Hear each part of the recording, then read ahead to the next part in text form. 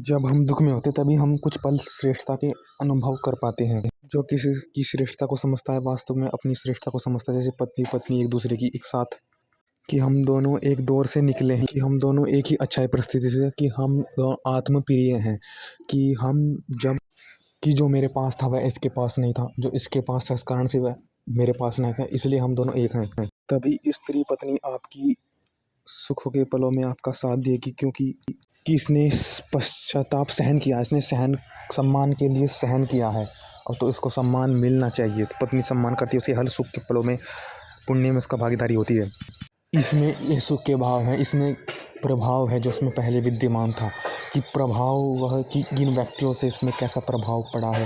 तो इसके पराक्रम के लिए अब मैं सज्ज हूँ, कि प्राकृतिक परिस्थिति को स्वीकार करने के लिए मैं सज्ज हूँ। जिसमें दर्द का भाव है वह क्या पाता है, पल पल दुख सहन के बाद पश्चात मेरे में अब सम्मान का भाव है, और व्यक्ति भी मेरे सुख के पलों का भागीदारी होंगे, सम्मान किएंगे।